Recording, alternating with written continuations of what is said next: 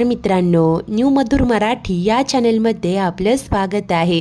घरोघरी मातीच्या चुली या मालिकेच्या आजच्या एपिसोडमध्ये सौमित्र आणि राहुल दोघांमध्येही कडाक्याचं भांडण होत असतं. सौमित्र रागाने म्हणत असतो की माझ्या घरात येऊन मला शहाणपणा शिकवतोय, तर राहुल बोलत असतो की शर्वरी काय चुकीचं बोलली आहे.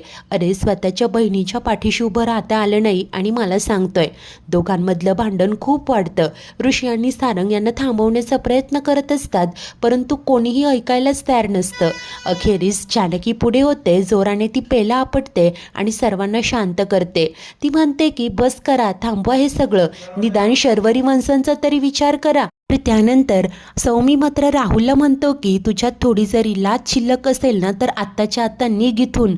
शरू म्हणते की बस करा, थांबवा हे सगळं. राहुल तू सुद्धा थांब, हे बघ तू कुठेही जायचं नाहीये.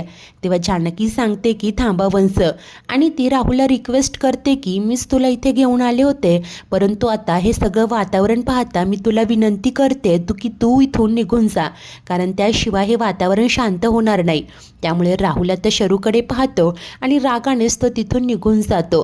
त्यानंतर जानकी सौमित्रला म्हणते की हे काय वागणं झालं तुमचं भाऊजी. पर सौमित्र मात्र म्हणतो की वहिनी, अगं तू तर काही बोलूच नको. हे सगळं ठरवताना तुला आमच्याशी एकदाही बोलावंसं नाही का गं वाटलं. तेव्हा जानकी म्हणते की हो, तुम्ही काही ऐकून घेण्याच्या मनस्थितीत आहात का? तुमच्याशी शांतपणे बोलायचं. अहो भाऊजी, मी काय चुकीचं वागले? कुणाचा विचार करते मी? माझ्या ननंदेच्या, तुमच्या बहिणीच्या आनंदाचा, सुखाचा विचार करते. एकदा शर्वरी वंशांकडे बघा, त्या किती रडताय, किती त्रासात आहेत, त्या किती वाईट मनस्थिती झाली त्यांची. या अशा मनस्थितीत जर का त्यांनी जीवाचं काही बरं वाईट केलं तर मग काय करणार आहोत आपण सगळे? सांगा ना, काय करणार आहोत? हे बघा भाऊजी, तुम्हीच सांगा, त्यांनी कसं आनंदात राहायचं? भाऊजी, तुम्ही त्यांच्या आनंदाचा नाही तर समाजात असलेल्या फक्त तुमच्या प्रतिष्ठेचा विचार करणार आहात. सांगा ना भाऊजी, त्यांनी कसं पुढचं आयुष्य आनंदात काढायचं? आणि हे सगळं जाऊ द्या, फक्त एवढं सांगा की तुम्ही आयुष्यभर साथ देणार आहात का त्यांची? मी सगळ्यांनाच विचारते, आपल्यापैकी सर्वच जण शर्वरी वंशांसाठी कायम अवेलेबल राहू शकतो का? मला सांगा, त्यांनाही सुखदुःखात साथ देणारा त्यांच्या हक्काचा माणूस नको का? मुळे प्लीज समाजाचा, प्रतिष्ठेचा विचार करण्याऐवजी तुमच्या बहिणीच्या आनंदाचा विचार करा. बघा जरा तुमच्या बहिणीकडे. असं जानकी बोलते, बाजूला पाहते, परंतु तिला तिथे शर्वरी दिसत नाही. ती धक्क्यानेच वंश असं उद्गारते आणि इतक्यात दरवाजाचा जोराचा आवाज होतो. ही शरू रागाने आतमध्ये गेलेली असते. धाडकन दरवाजा बंद करते. त्यासरशी सर्वच जण तिकडे धाव घेतात. तर सौमित्र देखील जायला लागतो. तेव्हा सुमित्रा मात्र म्हणते की थांब, हे बघ, जर का शरूला काही झालं ना तर मी तुला कधीच माफ करणार नाही. आणि त्यानंतर ती देखील इकडे आलेली असते. इकडे ऋषी जानकी दरवाजा ठोठावत असतात. जानकी हाका देत म्हणत असते की वंश, अहो काय करताय तुम्ही, दार उघडा. इतर सर्वच जण शरूला आवाज देत असतात. त्यानंतर सुमित्रा रडतच म्हणते की ऋषिकेश, अरे बघ ना, तिने काही टोकाचं पाऊल उचलायला नको, उघडणारे दार. तेव्हा आता ऋषी म्हणतो की आई थांब, तू असं काहीही करणार नाहीये ती. त्यानंतर तो दरवाजा ठोठावतो. शरू उघड ना ग दार, असं सांगत असतो. शरू, अगं तू आता तुझ्या दादाचं देखील ऐकणार नाहीयेस का ग? तेव्हा सारंग म्हणतो की हो ताई, अगं दार उघड ना ग. तर इकडे ऐश्वर्याला मात्र ठाऊक असतं सगळी नाटकं आहेत. ती मनाशी म्हणते की काही होणार नाहीये हिला, उगीच सगळे घाबरताय. तेव्हाच सुमित्रा रडतच बोलते की ऋषिकेश, अरे थांबव ना तिला. तिला म्हणावं सगळे आपण तिच्याच बाजूने आहोत, उगीच काही वेडंवाकडं पाऊल नको उचलूस. तोपर्यंत इकडे शर्वरीने मात्र एक ओढणी घेऊन गळफास घेण्याचं नाटक रचलेलं असतं. तेव्हाच बाहेर असलेली जानकी घाबरूनच म्हणते की ऋषिकेश, अहो काही अनर्थ होण्याच्या आत तुम्ही दार तोडा बघू.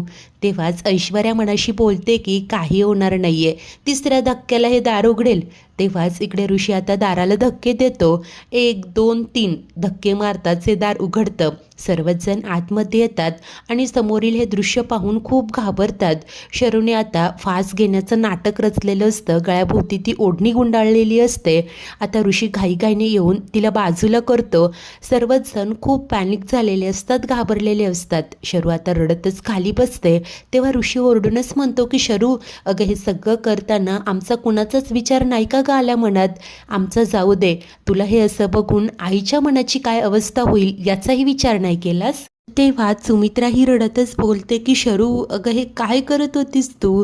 हे बघ खबरदार पुन्हा असा वेडावाकडा विचारही मनात आणलास तर काय हवंय तुला? तुला राहुलशी लग्न करायचं आहे ना? हे बघ सगळं जग जरी विरोधात गेलं ना तरी मी तुझं राहुलशी लग्न लावून दे. त्याच ऐश्वर्या मनाशी म्हणते की व्हेरी गुड, फायनली हिला जे हवं होतं तेच ती सगळ्यांकडून करवून घेते. तर त्याच वेळेस सुमित्रा सांगते की ऋषिकेश, जानकी, सारंग तुम्ही उद्याच राहुलकडे जा आणि त्याला हिच्या लग्नासाठी मागणी घाला. आणि पुढे ती जानकीला सांगते की तू उद्याच जाऊन त्या मेहंदीवाल्या मुलीला भेट, हिला हवंय ना तसं सगळं करूया आपण. जानकी ही होकार भरते. शरू नाटकं करत रडत असते. सुमित्रा मात्र कासावीस होऊन म्हणते की रडू नको ग बाळा, एकदा मला हसून दाखव बघू, सगळं तुझ्या मनासारखं होईल. त्यानंतर शरू आता रडतच उठते आणि सुमित्रेला मिठी मारतच सॉरी आई असं म्हणत नाटकं करत असते. ती म्हणते की आई नको ग इतकं सगळं करू, मेहंदी वगैरे फार थाटमाट नकोय मला. त्यानंतर ती ऋषीलाही सॉरी म्हणते आणि त्याला सांगत असते की मला थाटमाट नकोय, फक्त छोटा सोहळा हवाय. तेव्हा आता सुमित्रा सांगते की हो शरू, तुला हवं ना तसंच करूया आपण, तर तू असा वेडावाकडा विचार नको ग करूस. ती सांगत असते की चला सगळे तयारीला लागा, कोणी केटरिंगची कोणी डेकोरेशनची जबाबदारी घ्या, गुरुजींना फोन करा, आपण ना आनंदाने शरूची पाठवणी करू. पुन्हा एकदा अशा प्रकारे शरूने सर्वांना घोळात घेतलेलंच असतं. तर काही वेळ गेलेला असतो, आता रात्र झालेली असते. सौमित्र हॉलमध्ये असतो तेव्हा ऋषी त्याच्याजवळ येतो आणि त्याला समजावत सांगतो की आता तरी हा राग सोड रे, हे बघ तू पूर्णपणे शांत झाला आहेस की नाही? अरे शरू आपली एकुलते एक बहीण आहे, लहानपणापासून आपण तिचे सगळे हट्ट पुरवत आलोय, मग आता आपण सगळ्यांनी मिळून तिचा हा एक हट्ट पुरवूया ना. अरे जानकीवर विश्वास ठेव, ती शरूच्या चांगल्याचाच विचार करते. ते शरूच्या आनंदासाठी इगो प्रतिष्ठा आपण बाजूला ठेवूया ना. आता राग रुसवा धरून काही होणार नाहीये, हे सगळं सोड बघू, ऐकतोयस ना तू? सौमी मात्र एकही शब्द बोलत नाही आणि सरळ उठून तिथून निघून जातो. जानकी तिथे येते आणि ऋषीला सांगते की तुम्ही आत्ता त्यांना कितीही समजावलं तरी काही ऐकून घेण्याच्या मनस्थितीत नाही ते, काळजी करू नका, परंतु ते लग्नाला नक्की हजर असतील. त्यांची मनधरणी कशी करायची ना ते मला चांगलंच ठाऊक आहे. आता त्यानंतर दुसरा दिवस उजाडतो तेव्हा ऋषी जानकी छानपैकी तयार होऊन या राहुलच्या घरी पोहोचतात. येऊन डोरबेल वाजवतात. राहुल दरवाजा उघडतो. यांना पाहताच आश्चर्याने विचारतो की तुम्ही? तेव्हा ऋषी सांगतो की हो, थोडं बोलायचं होतं तुझ्याशी. तो सांगतो की या आत्या. ऋषी व जानकी आतमध्ये येतात. आता जानकी शांतपणे विचारते की कसे आहात तुम्ही? खरं तर सौमित्र भाऊजी जे काही वागले ते चुकीचं होतं. माहिती आहे या सगळ्याचा खूप मनस्ताप झालाय तुम्हाला. सौमित्र भाऊजी असे नाही आहेत, परंतु सध्या समाजाचा प्रतिष्ठेचा विचार करताय म्हणून त्यांची चिडचिड होते. आपण जर का त्यांना थोडा वेळ दिला, दुर्लक्ष केलं ना तर सगळं काही सुरळीत रुळावर येईल. राहुल मात्र म्हणतो की त्याने काय होणार, त्याच्या वागण्यात थोड्यानं बदल होणार आहे. तेव्हा जानकी सांगते की असं नाहीये, मी ओळखते त्यांना, ते नेहमीच सारासार विचार करून वागतात. एकदा की ते शांत झाले की मग सगळं समजून घेत. तसंही आता तुमच्या लग्नासाठी कुणाचीच हरकत नाहीये. हे ऐकताच राहुल तर खुश होत असतो. तर जानकी त्याला सांगते की हो, आईनीच पुढाकार घेतलाय, त्यांनी सगळ्या गोष्टी ठरवल्यात, उद्याच्या उद्या तुमचं लग्न लावायचं आहे आणि आम्हा सगळ्यांनाही मान्य आहे. आता राहुल उद्गारतो की काय उद्या? ऋषी सांगतो की होय, आता शर्वरीला होणारा त्रास आम्हाला बघवत नाहीये, त्यामुळे जे व्हायचंय ते वेळेत होऊ दे. त्यानंतर जानकी रणदिवेंकडून राहुलला मानपानाचा पोशाख देऊ करते. सांगते की आज हळद मेहंदी आहे आणि उद्या लग्न. आता यापुढे जानकी त्याला सांगत असते की एक रिक्वेस्ट होती, शर्वरी वंश आमची एकुलती एक नणंद आहेत, जे काही झालं ते पाहता आईंची अशी इच्छा आहे की लग्नानंतर तुम्ही दोघांनी आमच्यासोबत आमच्या एकत्र कुटुंबात राहावं, तुमची काही हरकत तर नाही आहे ना. हा राहुल गप्पच होतो. तर ऋषी त्याला समजावतो की नाही, म्हणजे जिथे तुमचा अपमान झाला तिथेच आम्ही राहायला सांगतो. या राहुलला हेच तर हवं असतं आणि तो म्हणतो की जिथे शर्वरी खुश आहे ना तिथे मी सगळं विसरायला तयार आहे. त्याचं हे बोलणं ऐकताच भारावून जात जानकी सांगते की खरंच राहुल, तुमचे विचार किती चांगले आहेत. तर आमची खात्री पटली आहे की तुम्ही खरंच शर्वरी वंशांना आनंदात ठेवाल आणि जे काही झालं गेलं ना त्यासाठी मी मनापासून माफी मागते. तेव्हा राहुल म्हणतो की ठीक आहे, हे बघा तुम्ही ही अशी एकसारखी माफी नका मागू. हे घर म्हटलं की अशा छोट्या गोष्टी, छोटे मोठे भांडणं वाद तर होतच राहतात. तर त्यानंतर ऋषी आता नवरदेवाच्या मानपानाचे कपडे देतो.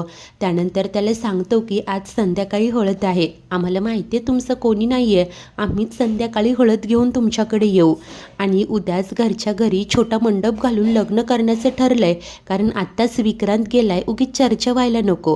राहुल मात्र म्हणतो की अहो काही हरकत नाही, लग्न थाटामाटात झालं किंवा घरच्या घरी लग्न होतंय ना. त्यानंतर ऋषी आणि जानकी त्याचा निरोप घेऊन तिथून निघतात. आता संध्याकाळ होत आलेली असते आणि रणदिवेंचं घर आशीर्वाद बंगला छान सजलेलं असतो. आज शरूच्या मेहंदीचा कार्यक्रम असतो, सगळी तयारी झालेली असते. शरू देखील नटून थटून छान मेहंदी काढायला बसलेली असते. तर आता ऐश्वर्याही तयार होऊन तिथे आलेली असते. तर नाटकं करतच मुद्दाम सुमित्रा येताना ही शरू पाहते आणि लगेच म्हणते की मला ना छोटीशी शकुनापुरती मेहंदी काढा, फार काही नकोय. आता सुमित्रा हे ऐकते आणि म्हणते की शरू अगं काय हे सारखं नाही नाही म्हणू नये, छान सुंदर मेहंदी काढ बघू, आम्हाला तू हसरी आणि आनंदी दिसायला हवी, अगं माझ्यासाठी काढ. तेव्हा शरू आता हसूनच होकार देते. ऐश्वर्या हे सगळं ऐकते आणि मनाशी म्हणते की हिला ना सगळं करायचं असतं, फक्त अटेन्शन मिळवण्यासाठी सगळी नाटकं सुरू असतात. त्यानंतर ऐश्वर्या ही पुढे होते आणि आता सुमित्रेला सांगते की आई मी मस्त हातभर मेहंदी काढणारे बरं का, आणि आता या मुलीला मेहंदी काढायला सांगते. त्यानंतर आता छान तयार होऊन अवंतिका आणि जानकीही येतात आणि त्या देखील मेहंदी काढून घेत असतात. सुंदर अशा प्रकारे मेहंदीचा कार्यक्रम पार पडत असतो. एकंदर सर्वच जण खूप खुश असतात. त्यानंतर आता थोड्याच वेळाने हळदीचा प्रोग्राम असतो. जानकी, अवंती, ऐश्वर्या हळदीसाठी पिवळ्या रंगाच्या साड्या घालून छान तयार झालेल्या असतात आणि हळद घेऊन राहुलच्या घरी पोहोचतात. राहुल देखील गुडघ्याला बाशिंग बांधून तयारच असतो. तो आता खाली बसलेला असतो. अवंती त्याची विकेट घेत म्हणत असते की बरं का राहुल भाऊजी, आम्ही आज तुम्हाला छान हळदीने माखणार आहोत.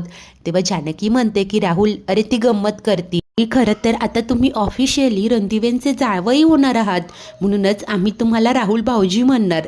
आणि आता जानकी राहुलचं औक्षण करत हळदीला सुरुवात करते. त्यानंतर आता टिळा लावून जानकीने औक्षण केलेलं असतं आणि ती त्या राहुलला हळद लावते. तिच्यानंतर ऐश्वर्या देखील राहुलला हळद लावते. आता अवंतिका हळद लावायला येते तेव्हा जानकी सांगते की वाकू नकोस, फक्त शास्त्रापुरती लाव. अवंती असूनच होकार देते आणि राहुलच्या गालांना आंब्याच्या पानांनी ती हळद लावते. इतर 2 बायकाही आलेल्या असतात, त्या देखील राहुलला हळद लावतात. 5ही जणींनी त्याला हळद लावलेली असते. पुढे जानकी सांगते की चला तर मग आता ही नवऱ्या मुलाची उष्टी हळद घेऊन आम्ही घरी जातोय नवऱ्या मुलीसाठी. आणि आता राहुलही हसत असतो, खुश असतो. काहीच वेळात सर्वच जण घरी पोहोचतात. शरू देखील आता हळदीच्या कार्यक्रमासाठी छान रेडी झालेली असते. जानकी येते, तिलाही हळद लावते. घरातील सर्वच जण ऋषी, सारंग, अवंतिका, ऐश्वर्या हे या शरूला हळद लावतात. शर्वरी खुश असते. त्यानंतर सारंग हसूनच तिचं अभिनंदन करत असतो. तर क्षणभर बाजूला पाहत ही शर्वरी जरा अपसेट होते. जानकी बोलते की काय झालंय, सौमित्र भाऊजी आले नाही त्याचं वाईट वाटतंय का? तू काळजी करू नका, मी खात्रीने सांगते ते तुमच्या लग्नाला येतील, शिवाय तुमचं कन्यादान देखील करतील, विश्वास ठेवा. तेव्हा शरू देखील सांगते की मग मी देखील या मुवमेंटची वाट बघते. तर अवंतिका सांगते की होय ती मुवमेंट नक्की येईल, परंतु आता ही मुवमेंट देखील एन्जॉय करा, हसा बघू. तेव्हा शरू स्माईल करते. तर जानकी सांगते की आपण सगळ्यांनी एक फोटो काढायचा का छान, आणि सर्वच जण एकत्र येतात आणि छान असा फोटो क्लिक करतात. सर्वच जण खूप दिवसानंतर खुश असतात. आजचा एपिसोड तर इथेच संपतो. तर पुढील भागात लग्नाचा दिवस असतो आणि ओवीने राहुलचे शूज चोरलेले असतात. जानकीला आणून देत म्हणते की आई जा बघू, हे पटकन लपव कुठेतरी. जानकी म्हणते की अगं हो हो, आणि ती इकडे अडगळीच्या खोलीत येते. दरवाजा उघडते. हे शूज लपवण्यासाठी ती कपाट उघडत असते, जोराने उघडायला जाते आणि तेव्हाच त्या कपाटावर असलेली एक बॅग खाली पडते आणि त्यातून एक पाकिट बाहेर येतं. हे पाकिट असतं विक्रांतचं. त्यात जानकीला विक्रांतचं आधार कार्ड दिसतं आणि एक तिकीट सापडतं, जे मुळशीचं तिकीट असतं. हे तिकीट असतं नाना वारले त्याच्या 3 दिवस आधीचं. जानकी विचार करत म्हणते की शर्वरी वंश तर म्हणाल्या होत्या विक्रांत भाऊजी त्याच दिवशी आले ज्या दिवशी नाना गेले, त्यांनीच येऊन तर नानांचा खून केला, पण मग हे 3 दिवस आधीचं तिकीट, याचाच अर्थ शर्वरी वंश आणि राहुल आता खऱ्या अर्थाने जानकीसमोर सत्य आलेलं असतं. परंतु त्याच वेळेला इकडे बाहेर आता शर्वरी आणि राहुलचं लग्न सुरू असतं. मित्रांनो, जानकी हे लग्न रोखेल का, की राहुल घरजावई बनून येऊन आता रणदिव्यांच्याच डोक्यावर मिऱ्या वाटणार? ऐश्वर्या आणि जानकी एक होऊन याचा पर्दाफाश करू शकतील का? सर्वच काही पाहणे खूप उत्सुकतेचे असेल. अशाच नवनवीन भागांच्या डेली अपडेट्ससाठी आपल्या न्यू मधुर मराठी या चॅनलला नक्की सबस्क्राईब करा. धन्यवाद.